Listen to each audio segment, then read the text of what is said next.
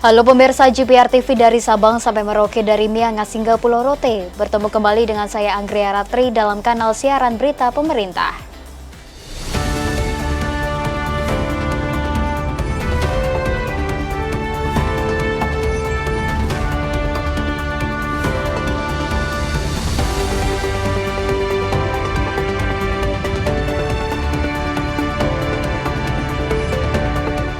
Kita ke informasi yang pertama pemirsa. Menteri Komunikasi dan Digital Mutia Hafid menegaskan pemberantasan judi online di Indonesia tak cukup sekedar dengan penutupan atau pemblokiran konten-konten terkait.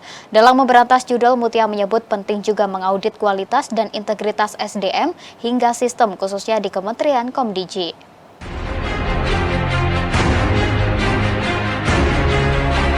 Pemblokiran situs maupun judi online menjadi salah satu strategi yang selama ini dijalankan Kementerian Komunikasi dari yang sebelumnya bernama Kementerian Komunikasi dan Informatika hingga saat ini berubah nama menjadi Kementerian Komunikasi dan Digital. Pada rapat kerja perdana dengan Komisi 1 DPR RI pada Selasa 5 November 2024, Menteri Komunikasi dan Digital Mutia Hafid menegaskan bahwa pemberantasan judi online tidak cukup hanya dengan pemblokiran konten. Saat ini pihaknya juga tengah melakukan audit SDM dan audit sistem melibatkan aparat hukum. Mutia menyebut Kemkomdigi telah membentuk tim kerja khusus yang melibatkan berbagai pihak untuk berantas judol, termasuk ekosistem penyelenggara sistem elektronik dan media.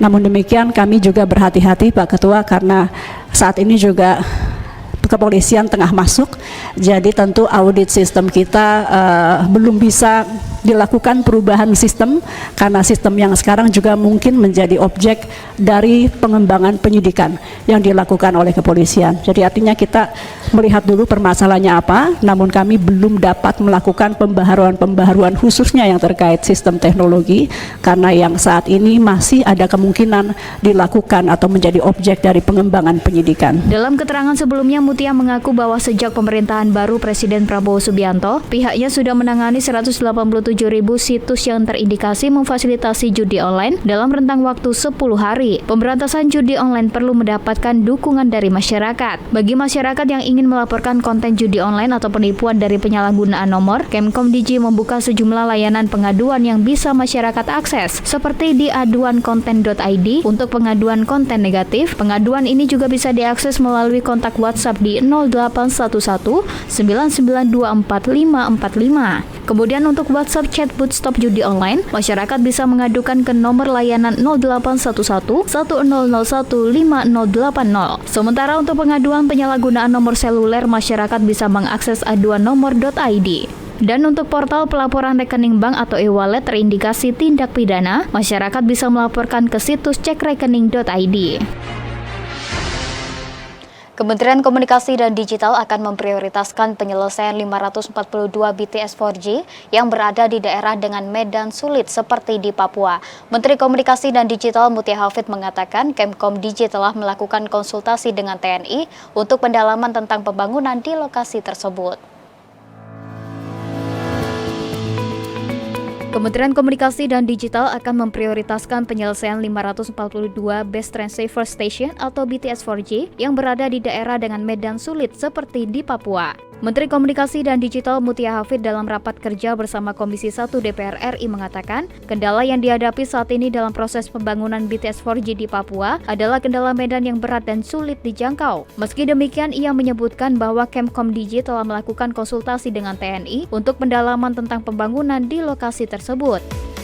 Hingga saat ini Kemkomdigi telah menyelesaikan pembangunan 5.321 BTS 4G dari total 5.618 BTS yang ditargetkan dibangun Badan Aksesibilitas Telekomunikasi dan Informasi di daerah 3T. Dan kita sudah berkonsultasi dengan TNI, ada beberapa yang memang untuk masuk masih perlu pendalaman. Apakah kita siap bersama untuk masuk karena daerahnya dianggap atau medannya dianggap agak sulit untuk dijangkau. Selain pemerataan konektivitas di daerah 3T, Menkomdigi juga akan memprioritaskan pembangunan infrastruktur dan penyediaan layanan sinyal 4G yang merata bersama penyelenggara seluler di wilayah non-3T dengan target sebanyak 65 desa. Hingga kini Indonesia telah mencapai 97% konektivitas, tetapi masih terdapat tantangan dalam hal kualitas sinyal, karena masih ada wilayah yang menggunakan jaringan 2G. Oleh karena itu, dalam prioritas jangka pendek, Kemkomdigi akan meningkatkan kapasitas jaringan agar layanan internet tidak hanya lebih luas, tetapi juga lebih cepat di seluruh wilayah. Pemirsa, Menteri Komunikasi dan Digital Mutia Hafid memastikan bahwa kedaulatan data menjadi prioritas jangka pendek Komdigi. Selain kedaulatan data, masalah pengamanan data juga menjadi hal prioritas dari Komdigi yang akan dikerjakan. Dalam rapat kerja dengan Komisi 1 DPR RI, Menteri Komunikasi dan Digital Mutia Hafid memaparkan sejumlah program jangka pendek kementerian yang dipimpinnya. Adapun rancangan program dibagi menjadi 3 bagian, yakni inklusif, empowering, serta trusted dan sovereign. Untuk inklusif, Mutia menjelaskan diwujudkan dalam konektivitas, mulai dari terkait konektivitas broadband, sementara empowering atau memberdayakan terkait ekosistem digital, dan sovereign terkait pemerintah digital, ruang digital produktif, dan informasi dan komunikasi publik. Kementerian Komdigi juga menyiapkan sejumlah program jangka pendek. Salah satunya adalah penataan kelembagaan mengingat adanya perubahan nomenklatur dari Kementerian Kominfo menjadi Kementerian Komdigi. Pasti mungkin ada kekurang nyamanan di mana Bapak Ibu harus berpindah, harus melakukan hal-hal yang baru.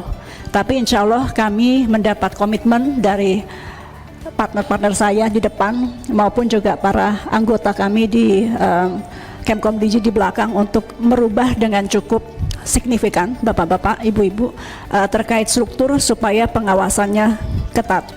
Serta program jangka pendek lainnya mengenai penyelesaian regulasi teknis bersama kementerian lembaga terkait. Beberapa di antaranya adalah rancangan peraturan pemerintah RPP turunan dari Undang-Undang Pelindungan Data Pribadi dan rancangan peraturan presiden atau Perpres dari kelembagaan PDP itu sendiri. Perpresnya dalam proses harmonisasi di Kemenko Polhukam yang sekarang namanya berubah menjadi Kemenpolkam. Rapat terakhir 8 Oktober 2024 telah disepakati beberapa hal, diantaranya proses penyelesaian Perpres kelembagaan PDP akan terus dilakukan dalam waktu yang sesegera mungkin. Bentuk badan PDP mengarah kepada pertanggungjawaban kepada Presiden melalui Menteri yang mengkoordinasikan kecuali ditentukan lain oleh Presiden. Pemirsa, Kementerian Komunikasi dan Digital mendorong para pemangku kepentingan untuk berkolaborasi merumuskan solusi keberlanjutan media di tengah terjadinya disrupsi teknologi. Wakil Menteri Komunikasi dan Digital Nezar Patria mengajak seluruh pihak terkait, khususnya perusahaan platform digital untuk mendukung jurnalisme berkualitas di Indonesia.